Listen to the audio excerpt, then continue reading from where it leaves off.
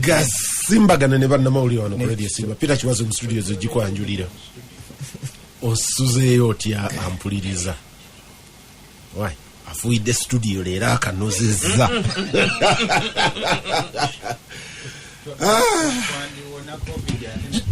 Era ampuliriza bw'owulira nga kanaabi atagalamu oba Aisha omanya nti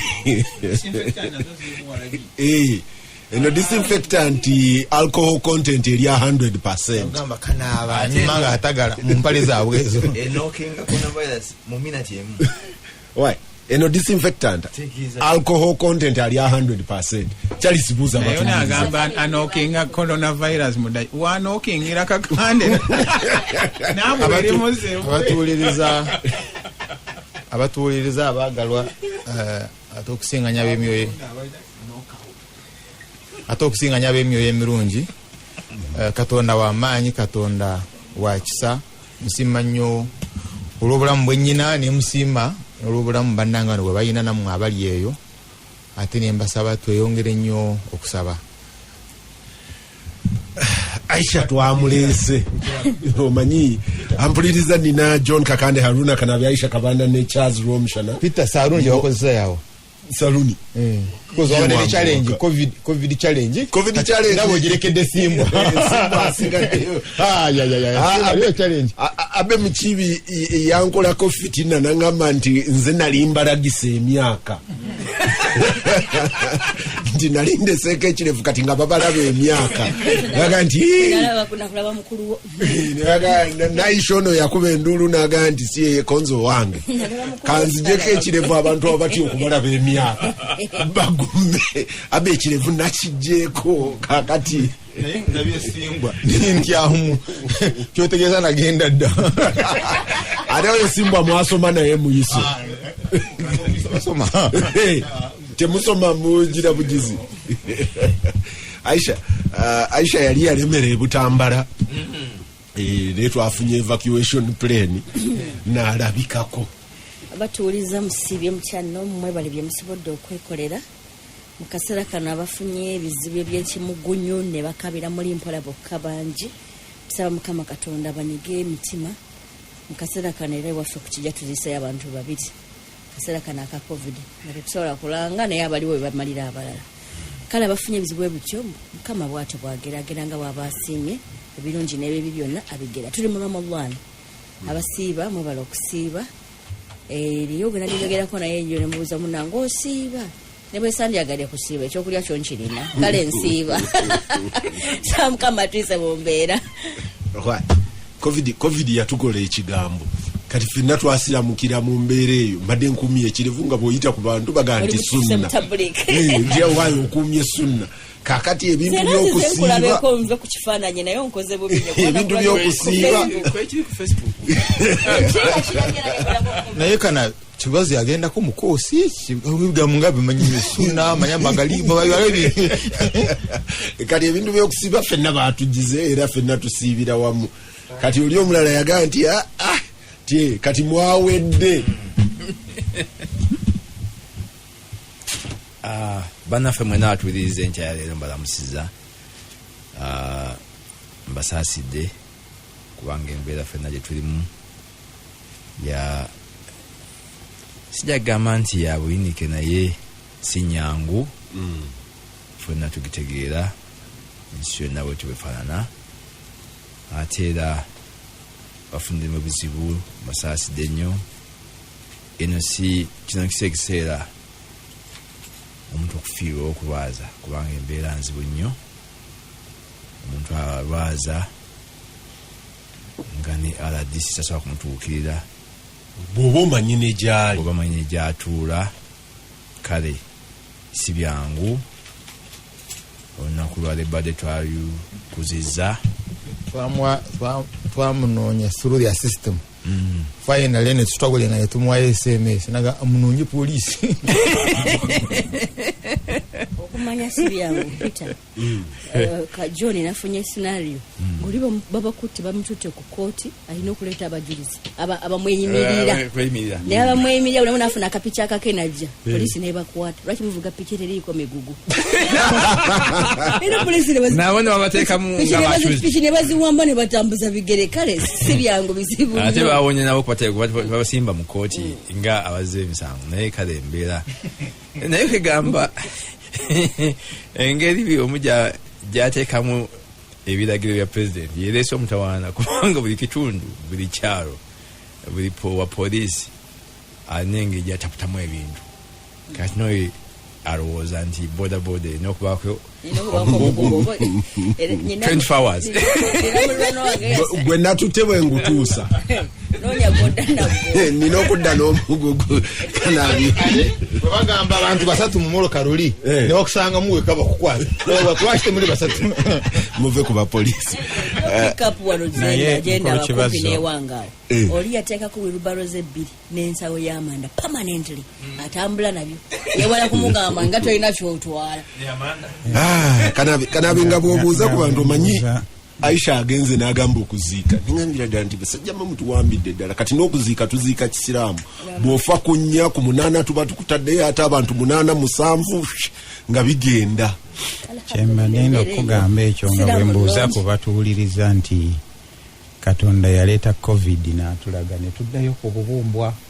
bw'obuntu bwennyini ffe bwe tusoma mu Quran natonda omuntu akole bw'ati wikinanga nti omuntu bw'afa ziikirawo mwene mumale wiiki namba yaga nti owange yangu ate temujja na bangi nnyo eriga nti ofiiridde abaliwo baziike bamalira abalala Katonda n'alugani bannaye omwenge guno mubi omwenge guno mubi mugwewale teguyinaamu kalungi directives bwe zajja nzazookera ku mabaala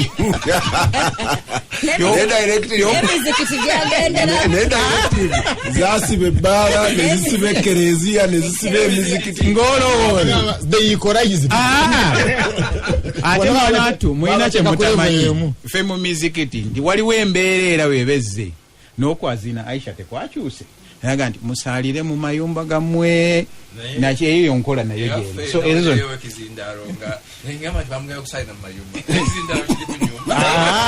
abategeeza abantu ebiseera by'okusala bituze naye musaalire wa so embeera eno bw'ogitunuulira naye mukulu kibazo kukivaako ekyo waliwo ate ekya mataazi agakatonda ng'olina mataazi ababakristaayo ababasiraamu n'ababakristo ate olunaku olwo ne mubeera mu mbizi walina mugongo nga mulya ne mubeera mu bintu bingi ebyo bakola mwenge biki kati Uganda Matters teriiwo leero olunaku terunnaye mukulu kibazo balususpendinze kereziya yasuspendinze si lunaku lwa Uganda Matters ab'e Masaka babadde bagenda okuteekateeka bagambye tebajja kusobola kuteekateeka mu mbeera eriwo kubanga beetaaga obudde okuteekateeka beetaaga okwetegeka olunaku weeruli naye mukulu kibazo nzikiriza ntandike nti covid aleese ebizibu byo bibadde bingi kuba osanga n'amawanga gewadde olowooza nti gakuze webukeeredde wiiki eno ng'abasajja bakaalakaala n'emmundu nga balumbye State Governor we Michigan aga nti sebo gulawo wadde olowooza nti ebintu sebo bibeere eno ewaffe nti abasajja bajja muleeya ne bakola ki naye covid atulaze takomye ku ekyo kyokka sebo nga tukomyewo wano e Uganda wiiki eno nabadde ndaba mukyala Kadaga speaker wa Uganda nengamba covid ngaleese ebizibu nga nti esente zino obukadde 20 omanyika nabi fe abasomesa olulimi mu kusigns the highest point of emotion abantu baddayo mu native character and language originality yawe olulimi lwe basinga okwegiriisizaamu lwe bategeera obulungi nga zisooka kuvuunula ndyoke mbifulumye. Bwe nagenda okulaba mukyala kadde agambye kabulangana oluzungu kati kanjogerewo olusoga nemanya kakati kibazo saagala olimbe batuwuliriza. Sipiika wa Uganda sipiika wa Republic ya Uganda yasooka n'ayogera mu luzungu ne bamusaba ayogere mu Luganda. Bali wakati awo webuzibu bwo kubanga ebintu byonna twabifuna byonna yayogera mu luzungu message n'agituusa n'ayogera mu Luganda n'aga nti ekindeesegere waero kwogera ku sente zino naye wiiki ejja nzija kwogera ku classified n'alaalika naonga nti ebigambo binyumye nnyo biwomye nnyo bituddize mu Luganda n'amala Oluganda bamutawaanya mulaga nti mutawaanya naga nti birungi bitekeko ne mu Lusoga bakuyita kunogaanya nti era mu kwogera mu Lusoga wamulaba nga anogaanya ensonga. Aye ssebo eyo yonna nsonga tevudde ku kirala kubanga sipiika mu bbanga lyemulabye simulangako mu mbeera bwetyo eyitaawa naga nti nja kubyatula naye nti nze nga ndi muwagizi we nnyo. wiiki eyo liberation group twamuwadde rank ya brigadier kati brigadier kadali ano ajja kukola ayongere okukola naye ndowooza okwogera kwe nako kulimu akalungi kuba ati kukulaga munduza abawuliriza kye baba bafunamu nti oba oli awo parliament enetandika okukola omulimu gwayo gwennyini naffe batubuulize kwezo ze bakola. Naye omanyi bw'otunuulira sipiika eyayisa budget eno naye yali supplementary Kanabi nga bw'oyita mu mawulire nga bw'oyita mu mawulire kitange bwe yali tannafa bwe yagiranga ng'atujjukiza mbuse badduka yagamba nti omala okutanaka mu mwenge neweekangabiriza nti ali nnyimba ndi mutta. Kati ani yagusesemyemu? Ani yagusesemyemu? Ndeka nze ngambye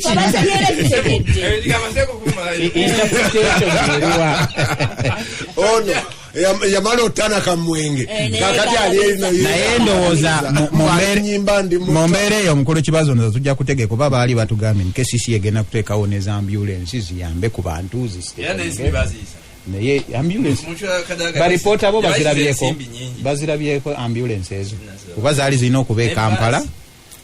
zibeere nga zitwala naddala n'abaana abagenda okugemebwa abakyala ab'embuto abalwadde. Kati abakyala b'embuto bakola ssente omuwa ssente n'atula mu motoka y'omuntu olunaku mukolo kibazo wiiki era sero muleke Kanabi amalirize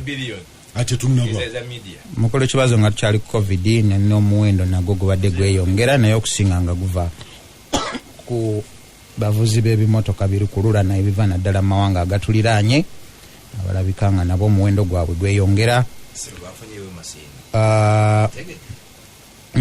Tuweze mmeka kati wenazibidde nga tulina 80 mmeka 83 ow'emasini aliroko ngambye ng'omuwendo ogw'abavuzi mbadde mbuuza ow'amasini tali mpwetede aliroko waawano era ssebo mu kisinde kyekimu ekyo gavumenti naye ministry ya health yaweereza ttiimu ez'enjawulo naddala ku nsalo zaffe bagenda bakubera bagambye ne mu butale okandono yanaatubuulira yayina kati abatambula anti ali essential kati manyi covid yaleese ebizibu n'abakwano gwange balaga nti land friends kyekyo kyennyini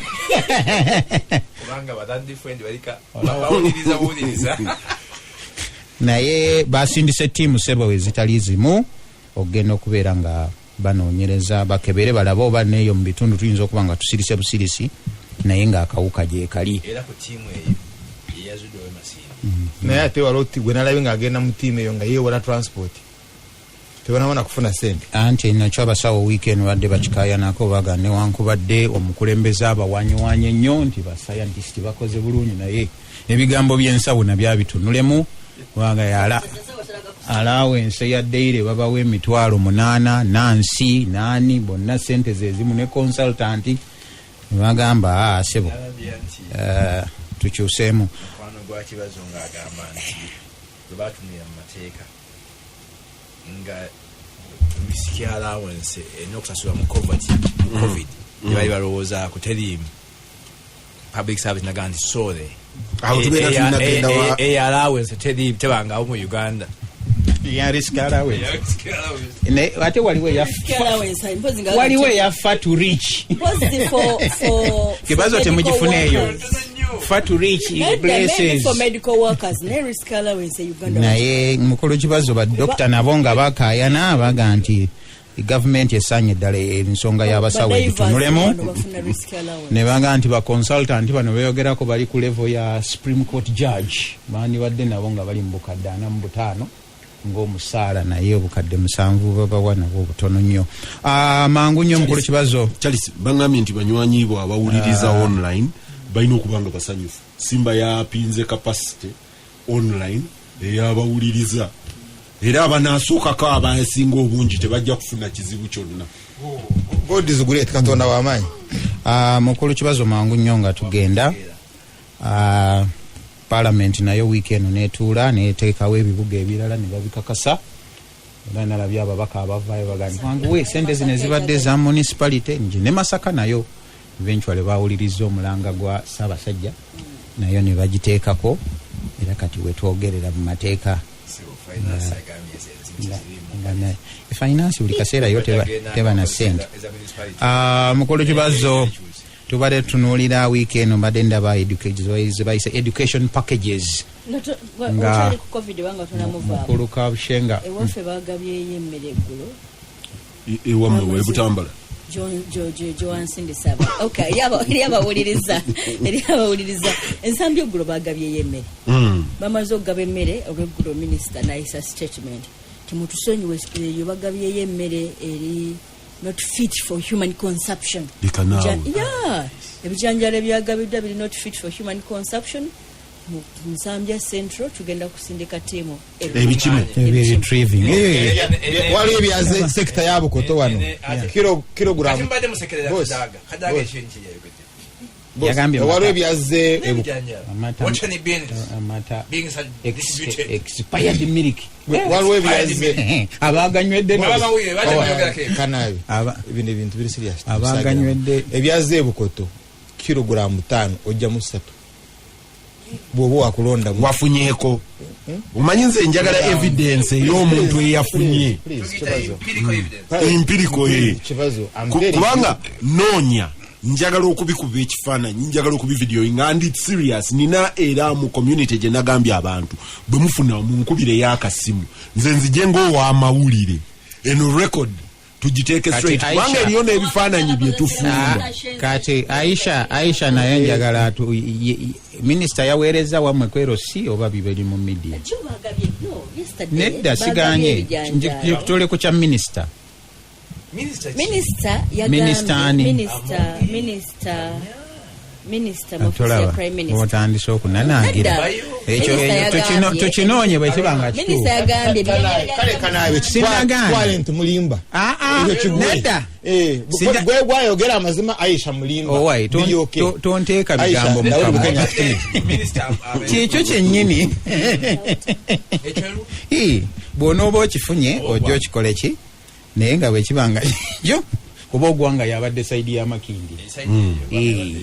yalimu wabanga yeye tewali mutawaana. Mukulu kibazo nga neeyongerayo mangu nnyo ku ebyemmere byo bikyaliwo abantu bajagala naye nayo tennaba kutuuka naye omukulu Jeno Tumwine yalambudde be bakwasa ogw'okugaba emmere abasiriamagani mayi naffe tuli bubi twaluba tugaba emmere naye enjala abaninda bali mu muteeko guli president yagezeemu nga sinkanye mufuti n'abalala nti eno si operation kujjawo bwavu era kitegeeza nti tofuna mmere kubanga oli mwavu naye obadde mbano bamere ya leero nfunayo 10 olunaku naye obayinawo ensobi yenjawulo yinza okuba kulo kibazo kamale amawulire kubanga muleke kanaabi amala buli amawulire omu ajja ku discussinga kyayagala. omanyi Museveni kyayogerako abaganda eri bakiina yagaa nti sebwavu bwalidda abwejjeereza munyago nti singa tebatunyaga singa tetuli baavu naye nga yali mwavu n'olubereberye. mukulu kibazo male ngamba nti education packages minister wa education zeyayogerako nalabye mukulu kabushenga nga amusanyufu nnyo nti tuzitwala ku district naye we Wakiso yagaye ni banaye babimpadde ebipapula bibino wano naye ne sente z'amafuta sizikola ki sizirina naye ate nga bwe New Vision yalabika ne wa mukulu Kakande nalabyeko 10 za district office DEO yagambye talina sente.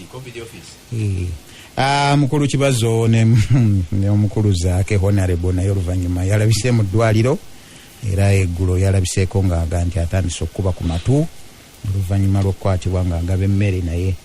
n'akomawo nga bamuyisizaamu emiggo n'ensambagere zamuyisiza obubi. Pozi n'ekisembayo mukulu kibazo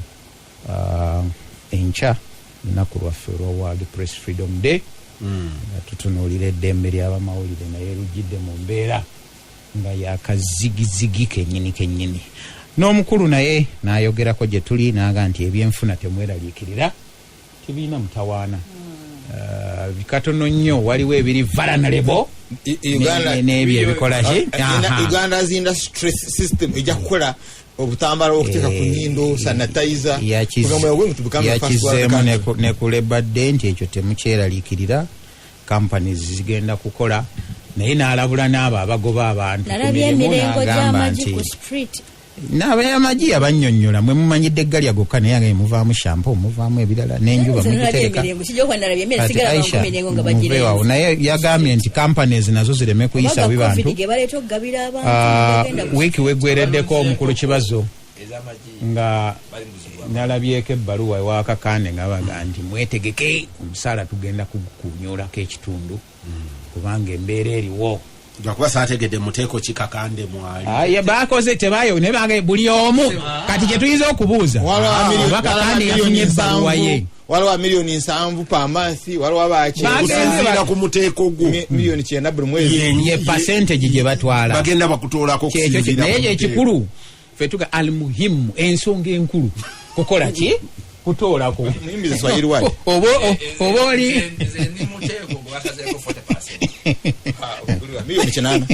kaagati naye omukulu n'alabula ne banks sebo nti muzirekeraawo okukola naye mulinde communication balina okuwa ebbaluwa yo bagikuwadde bakuwadde ebbaluwa maga individual letters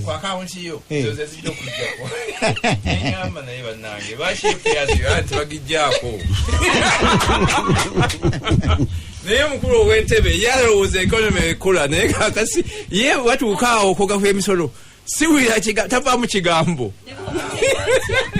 yamuwanjagidde ku bya banka naga zo teziraba nti eno mbeera nayo ya buzibu naye naga nti economy mugyeraliikirira bwereere waliyo eri economy ebyenfuna ebyannamaddala nti n'essaati tusigala tusifuna ne bwe ziba ntalo naye niwabaawo zino tuwalizimu oyo kale afunamu ki obuzibuzibu era ssebo naye teyasirika $2,000,000 naye n'agogerawo naga nti mukulu kibazo gw'osomera oluzungu morale tikyali kintu kyaki reprehensible mu mpisa tulabye naddala nga si nsonga yaki mu bufunze mukulu kibazo bwentyo bwe mbadde kirwa eyo ndowooza ye nga chief executive mu ggwanga lino kwabo abeekola ki omuntu akyukanyakyukanya constitution najjamu kino najjamu kino najjamu kino oyo aba kibaki babaganda baga nti ebibye ebibiri tebikola ki bajja kwongerako agusale by 9 gasimbagane ne bannamawulire covid enakusiba okutwala mu covid attempted murder ate okasibira wa kitali oba kigo dola n'owejjinja bamugjeyo naye bamukunguza paka wa covid prisoners ampuliriza ngendako mu mulango Evans Walusimbi ekisooka nti toli vulnerable poor asaba mmere y'omu ku baafunye ebijanjaalo mbagirawo poliisi yandibadde mukwata n'atunnyonnyola bavunulable poor aba tebaafunye gwe wafunye otya oli makati gagasimbagane ne bannamawulire gasimbagane ne bannamawulire wano ku radio Simba Peter Kibazo mu studios ogikwanjula John Kakande Haruna Kanabi Aisha Kabanda Mwanga Kivumbi ne Charles Bwomshana John sebo wali aweereza message nti tetwogedde ku kufa Barbara aba message baleke n'ekitalo nnyo leka tusaasira aba anti fiirwa wa mukyalo oyo naye omanyi aba message nabo baagala kubeera ba editor aditamininge bye munayogera eno batugumiikirize bawulirize bye tunayogera John nkumanyi nakulabye oli mu kibinja ekiga nti sanctity of parliament eri threatened naye simanyi but wano tubaddewo wiiki kyenkana ssatu ez'omuddiringana wano tubaddewo kyenkana wiiki ssatu ez'omuddiringana Honorable Rebecca alitwala Kadaga I think except Sam Kahamba Kutesa the longest serving legislator mu Uganda, the longest serving affirmative action legislator mu Uganda. Mubaka w'abakyala mubaka omukyala but that's a subject for another day. Agamba lwaki oseresa ate n'okiteekako n'amaanyi n'akaseko newekyusa ne mu ntebe ate wanenyumya ennyo nga nekirevu kikyaliko nabadduse agamba nti parliament is threatened oba parliament nga bwagiyita is under threat. That done, Kadaga n'atukolerayo ekyokubiri kirala kimu becoming the legislator that Kadaga is or ought to be. N'akwata tochi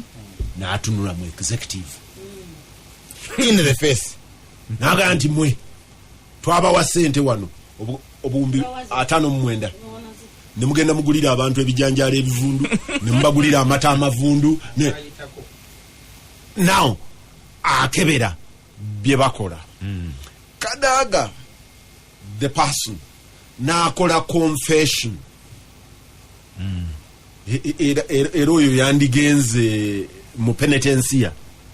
mu Kasenge n'agamba nti gunsingidde ddala wali mu Kasenge n'agamba nti bano twabawa ssente mu bukyamu ti ne tuzibawo ezimu nga tezirina nannyinnyonnyola oli twamutemerayo 2 ono ne tumutemerayo 6 ono zo bazinnyonnyola batya si oli agira mu mwenge gw'ogamba tuzibawo nga tezirina nannyinnyonnyola kakati ffe tukole tuli abalala omwenge wagaye bagukola batya awo yali kitange yafa muleke ganga nti omala okutanaka mwenge ne wekangabiriza nti ali nimba ndimutta point of order singa abadde Mwanga Kivumbi ali neutral yandibadde agamba nti supplementary eva mu executive nga teyina nnyinnyonnyola so size twabawa abadde anyonnyola supplementary proposal no nga bwe yazze nga teyina nnyinnyonnyola mukulu kyazo kati John kyenjagala okuteeka ku test. One, of course, the battles, the tough wars between the three arms of government is always real. But eriyo kiri ekirala, eno confession that we were incompetent, eno confession nti oli yatunyola omukono ne tumutemera eziri ebweru wa bye yajja okukola. Mukulu kibazo njagala kwawukana katono nnyo ndi ku mwama gwenyini naye waliwo ensonga gye ndowooza nti nkulu okusinga byonna era gye tulina okuteekako omulamu wana Eriisa Ejjogi n'eggwanga gye lirina okutegeera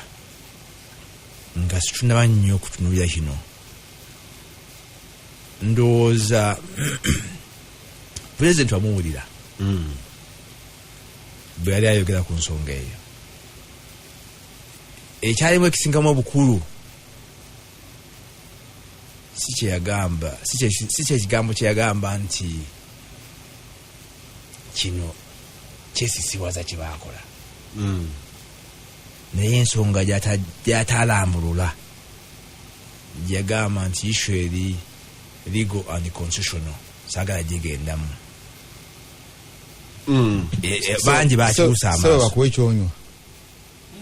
kubanga pulezidenti ndowooza okutandika okuva ddala n'omwaka oguwedde ali mu lutalo lw'amaanyi okugamba nti palamenti terina buyinza kukyusa mu nsimbi gavumenti zereese zeesaba. Bwe tuba tugambye nti iso tugiwa biliyoni 10, gwe Muwanga Kivumbi tolina buyinza gamba tulabye nga primary education yamalewo kosana nyingi, reallocation, tukoze reallocation, tujje ku iso tuteeke mu education. Ekyo president akirwana bubi nnyo. Yagamba nti ye kyamanyi omulimu gwa parliament guli gumu, ye oba nedda bwe nsaba biliyoni 10 ngamba ye nedda tokyusaako wadde shiringi emu, tokwatako. Nze ekyo kakati kino tijjamu ensonga ejjamu nti na kino ekya biliyoni 10 ekisookera ddala supplementary yava mu ministry ya finance ne mu government executive, parliament yali tegiwadde mutemwa. Indeed. Okukola omutemwa ogwo kyava mu kiri president kyawakanya, kyalwanirira, kyatayagala kukola nti fe ensimbi etuzireeta kalugayo nti nabe kadaaganira mutuufu ayo naye Muwanga anaatwabula agamba nti abaherese finance yali bataddeko biliyoni 5.4 64 ezo zibandifunye. Parliament teyandiyongezaako okubawa ate 9. Ffe nga bazitesitese abali mu executive bwentula ne Kisi nentula ne Kasaija nentula ne Bahati netukkaanya kati keeke egabayo tya gweleka kwewa buyinza nawe okujjayo kasooko ate obufi keeke ebifi ogisalesala obufi. Awo president waali nze kyendowooza nti kino akyerimbikamu naye nga kiri kyekisinga okumuluma noekyo sinza kuba ku saidi ye nekiba nti bano tekisanyusa bakwongera ekyonywa sinza kuba kubanga oli ekigendererwa kye kirala. Bano abantu babujjo kibakayanako nti mwe mupimufunye sente nyingi ate olisi ekiri si kyekimuluma kubanga bafuna meka mu ku age limit zasingako ku zino mpulira ne funding ku judiciary yali nene nnyo nga kooti etudde embaale zisinga na zino. Kitegeera nti ensimbi size zisinga okumuluma naye omulamu wangu we mukyo nti mwewadde obuyinza mususe kakati nze wemba nensalawo takikomyawo ka aga nti nze nga president bwensalawo nti investor muwadde ettaka ndiwaddeyo eka 10 nziwaddeyo. Gwe Muwanga osinzira otya mu parliament n'ogamba nti nze nkiganye nga nze si chief executive saabalwanyi. The president and commander in chief of the Republic of Uganda njogedde ne investor njogedde naye muganye ekiwedde ate gwe n'osinza mu parliament hegamba president ali mupango gwa kutwala buyinza bwa parliament okutegeera ng'ate constitution abakola constitution eno baba omusana abo bagezaako obuyinza obutateeka buyinza busukkiridde mu kifo kimu babugabanye nti gwe kola kino naye nako ekkomo oba oli awo ate awo wenjawukanamu ne Kadaga okulumba abalamuzi kubanga nabo bakola mulimu gwabwe. Oyinza okugamba nti tebakoze bakikoze mu tangu kubanga oli looya naye olina omukisa gw'okujulira siwe kiri okujjako kirawulirako balooya abo ekibiri bantu bali balooya mbu bwe ba consent judgment tojulira mwakanya kiregeeza nga tona kuva mu roundabout eyo nti okusaba MP kwe yaleese okupya ne mukulu Museveni statement gye yawadde ku TV ate yafuuse judgment y'omulamuzi olamono omulamuzi amanyi okuloota ekyo nakyo kyewuunyisa ekyo nakyo kyezinga questions ku ono yakoze judgment yamaze kuwuliriza oli oba oli yabbye judgment y'ono kana byakutereeza oli bw'oga nti yabadde consent was it so kitegeeza nti oli bw'aba was it a consent kakandi yabadde atugamba yabadde consent judgment okusinza ku yawudde Kadaga nga nnyonnyola bwe mama we consentinga omulamuzi n'agamba naye kaakati who are the parties aba consenting BMP na Attorney General ne Parliament Commission then Kadaga te and complainings okay naye anti complaint yegamba nti omulamuzi n'abuuka ku consent n'ayongeramu ebiragiro bye ensimbi gye zina okuzibwayo naye n'akola allocation nti bw'otazizza wano zizze wano bw'obanga tolina district task force etwale ku national okeba weliyombo lwe naye kyembuuza nti naako kali part of the consent bekaba part of the consent kitegeeza if there was a consent mkyala Kadaga teyandiyonye naye nga ekikulu kiri nti ekirala Romshana olina okutegeera ekintu kimu nti palamenti ekimu ku byekaayanako kwe kubeera nti eri represented by the Attorney General. So if the Attorney General has consented, your Parliament has consented. Yeah, but you see, that's why you have a problem. By the way, that's why you have a problem. The second. Why you have a problem is that Attorney General is part of the executive. Yeah. So if the executive abanga is strangling a parliament, tesobola kuchiki teyandikikiridde. Singa awuliza mukyala Kadaga. Tanabako na liyombo ku nsonga eyo ne Attorney General. Mfuzi agambye nti bo a parliament na Attorney General bawaddeyo kwemulugunya kwabwe kubanga tebakkaanya na katundu ako na judgment. Awo kyembuuza nti awo nga amateeka Katobe n'agenda maaso naye ekikulu kiri nti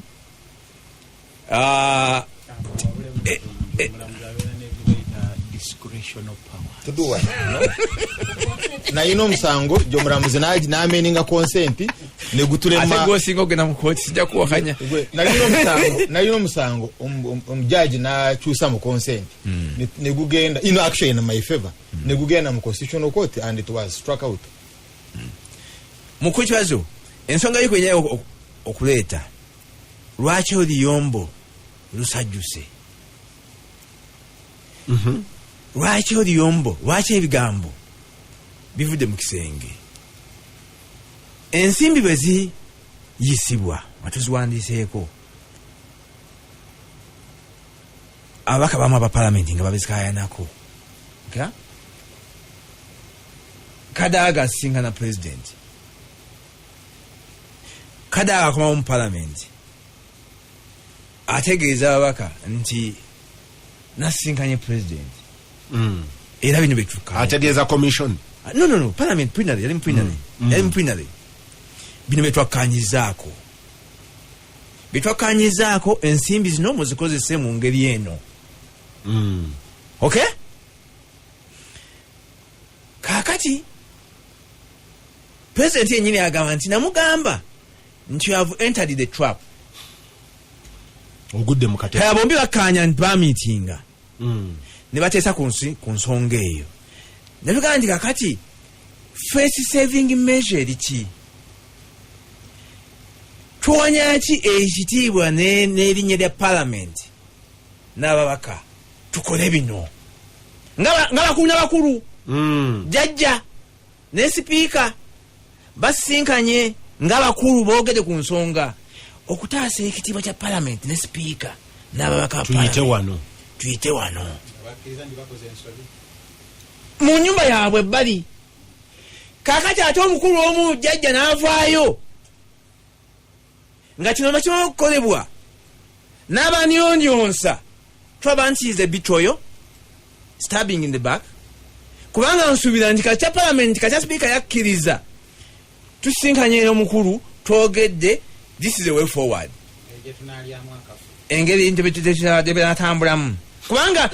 one of the ways by the way bwe yajja mu parliament yagamba nti ensimbi zo musaasanye nga mukagana ne district task force Nsereko n'agamba naye nze mba nga nsobola okuweeza abantu bange ku mobile money kimenya manya kandi sikyambuzibu naye nga biri ebyayivudde embuga bali boogeddeko yali amaze okubikola ki kakati ate president n'okomawo n'obaga nti nga mulina omululu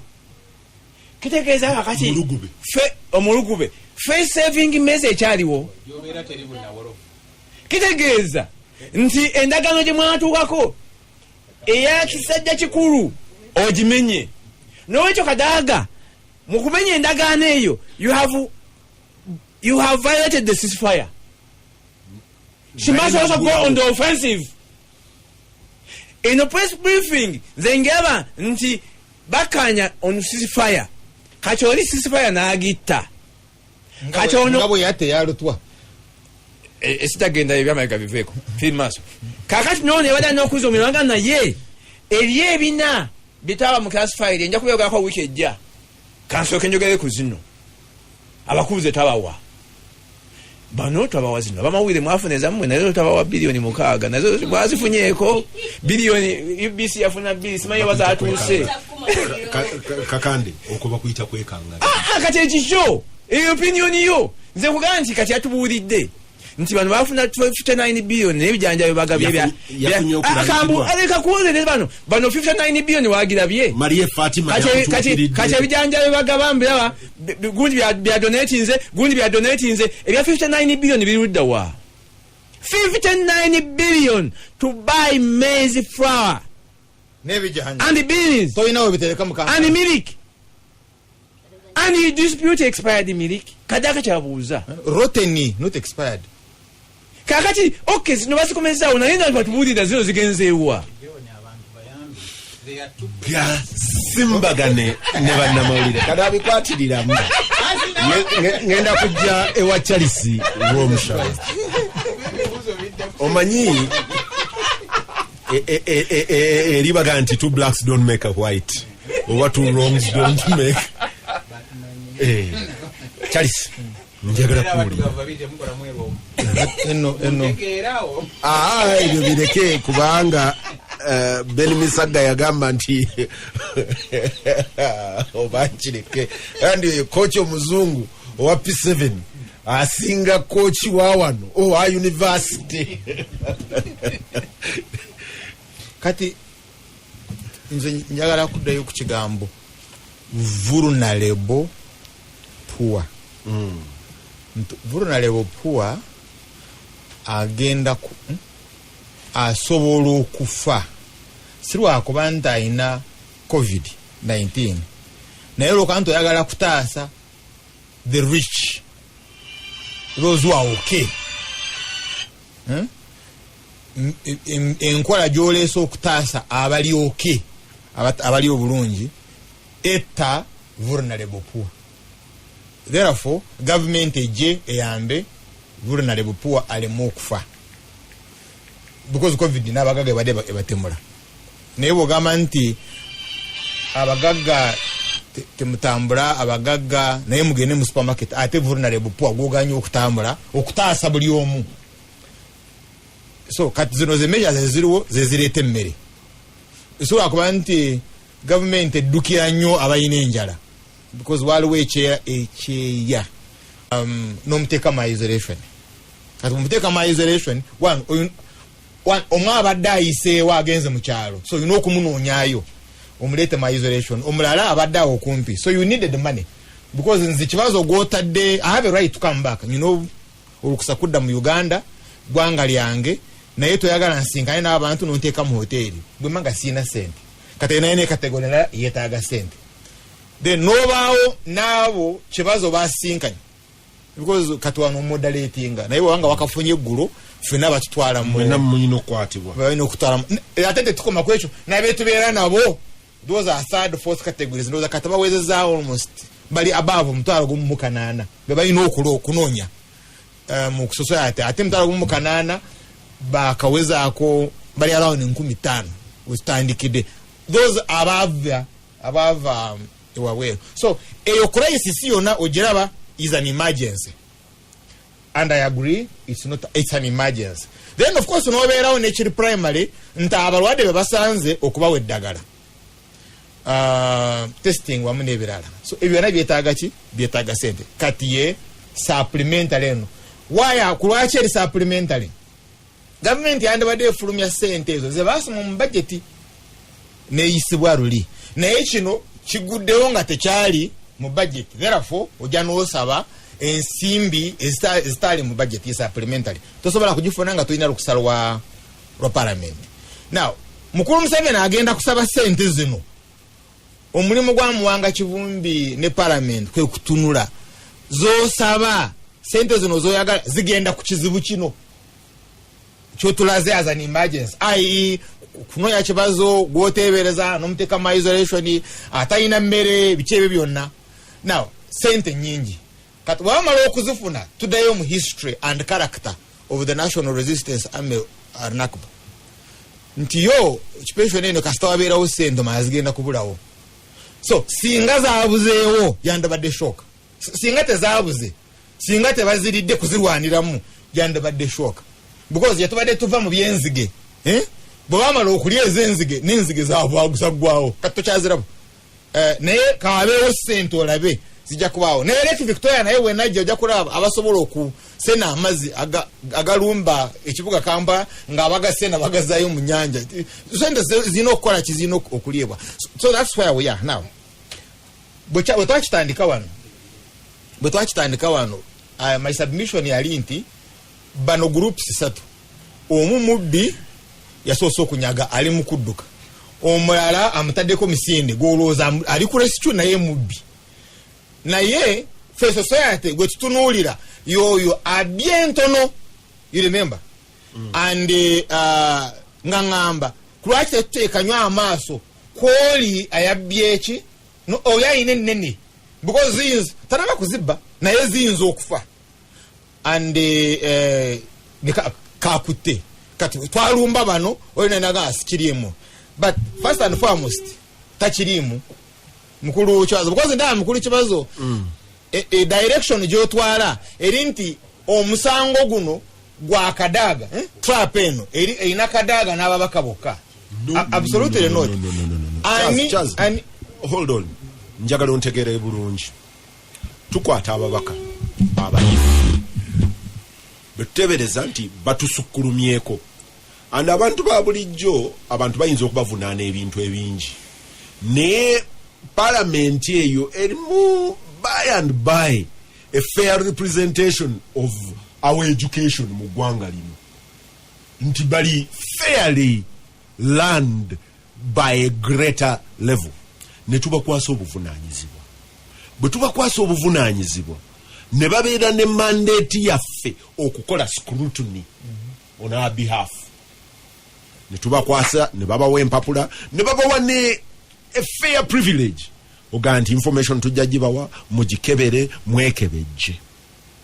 bwe baba bakola omulimu ogwo enfunda eziwerako ne beesanga nga bafuuka bannamba lujega si lwa butamanya lwa conspiracy sigambye consent ngambye conspiracy beeko baana ne batuula ne bagamba nti kino nkirabye naye kakiyitewo olw'ensonga ABCD ne Z enjawulo y'olwaleero nti balwanidde ku kizigo it is not that bafunyeyo okulabikira okupya. Far from that, balwanidde ku kizigo. Bagenda mu munyago. Bwe baamala okukwata omunyago ne balwanira ku kizigo. Bwe balwanira ku kizigo, ono n'ayita munno omubbi. Ye Yoweri Museveni kye yakola mu State of the Nation luli bwe yabadde ayogera n'eggwanga ku COVID. N'aga nti gwe wanyaga. Koli nti ne musajja gwe.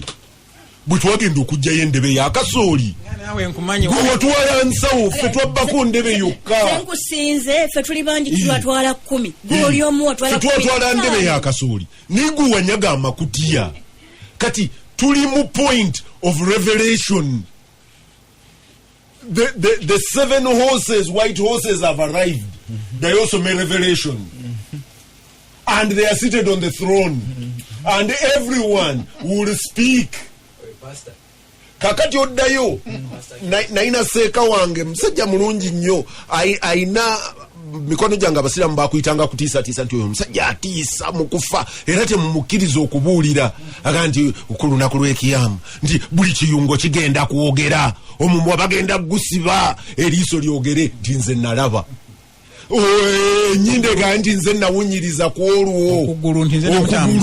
te kati mikwano gyange baganga nti essuka ze webaka ko muloji zigenda kweyalirirawo tulina gwe twagambanga nti gwe kye kigenda kubeera kisaawe kiramba kakati we twatuuse Book of Revelation mu Bible mu Luganda bagiyitanga it's the revelation simanyi mu Luganda kati twatuusaawo kati ono bwatuuka ayasama aga nti nze tie onanga nangira obunyazi tie nze namunyagira egindi namunyagira n'egindi ffe tugamba nti otyo naye sewo tofuuse muteesa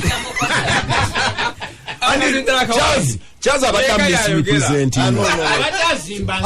misrepresenting. He was building his case. Actually, I am against the legislator. No. All these are thugs caught on the peg. I disassociate myself. Ani atarangidde munne bunyazi. Owentebe yagambye bano abali ku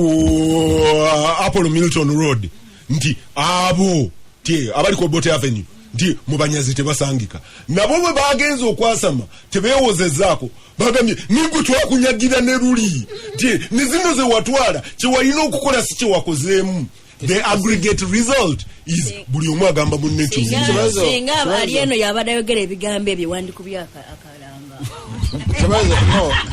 oba obwa moderator mbutwale Charles Rwomushana kibazo bakonyige pesa awo